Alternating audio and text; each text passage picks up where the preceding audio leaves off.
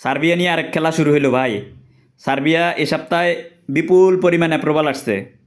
একটা জিনিস মনে রাখবেন, এই অ্যাপ্রুভালগুলা এক মাধ্যম থেকে আসে। বাংলাদেশের যে অ্যাপ্রুভালগুলা, আমরা যত এজেন্ট আছি সব এজেন্ট কোনো না কোনোভাবে একজনের কাছে ফাইল দিচ্ছি।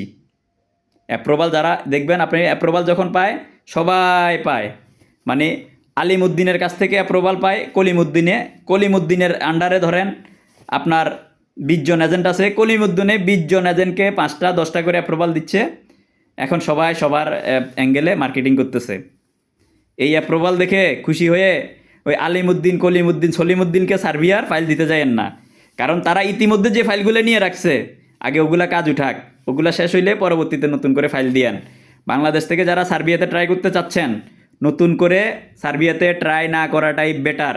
কারণ অলিমুদ্দিন সলিমুদ্দিন কলিমুদ্দিনে এই অ্যাপ্রুভালগুলো দেখায় আপনাদের কাছ থেকে নতুন নতুন ফাইল নিবে, কিন্তু ওই যে আপনার পুরাতন ফাইলগুলারই খবর নাই, আবার নতুন করে ফাইল নিয়ে জটলা থেকে জটলা সৃষ্টি করবে। সেজন্য সার্বিয়াতে অ্যাপ্রুভাল দেখে, ভিসা স্টিকার দেখে ফাইল জমা দেওয়ার আগে চিন্তা ভাবনা করে অলিমুদ্দিন সলিমুদ্দিন কলিমুদ্দিনকে ফাইল দিয়েন। কারণ আমরা যারা কাজ করি সব রসুনের কোষ কিন্তু এক জায়গায়, একজনের কাছে। তো সেটা খেয়াল রাখেন। ধরা খাইলে সবাই খাবেন, উঠলে সবাই উঠবে, কিন্তু ওই যে একজনের কাছে অলিমুদ্দিনের কাছে সবার ফাইল, সারা বাংলাদেশের সব এজেন্টের ফাইল, ওই অলিমুদ্দিন কিন্তু যখন হারাই যাবে তখন কিন্তু সবার উপরে এসে ইফেক্ট পড়বে। এখন ওই অলিমুদ্দিনের কাছে যে ফাইলগুলো আছে, আল্লাহ আল্লাহ করেন যে সকল এজেন্ট এজেন্সি 50 লাখ 1 কোটি 1.5 কোটি টাকা দিয়ে ওই অলিমুদ্দিনের কাছে ধরা, ওই অলিমুদ্দিনের টাকাগুলো অ্যাডজাস্ট করুক, অ্যাডজাস্ট করার পরে তারপরে ফ্লাইট টেট দিলে তখন নতুন করে ফাইল দিয়েন। আমার মতে সার্বিয়ার জন্য বাংলাদেশ থেকে আগামী 6 মাসে নতুন করে কোনো সার্বিয়ার বাজারে ফাইল না ঢুকানোটাই বেটার। কারণ প্রত্যেকটা আপনার কলিমুদ্দিন সলিমুদ্দিন সবাই ওই অলিমুদ্দিন নামক এজেন্টের কাছে ধরা। একটা জিনিস মনে রাখেন, সার্বিয়ার বাজারে এই যে অ্যাপ্রুভাল ভিসা ফ্লাইট এগুলো দেখে ফাইল দেওয়ার আগে খুব চিন্তা ভাবনা করে ফাইল দিয়ান।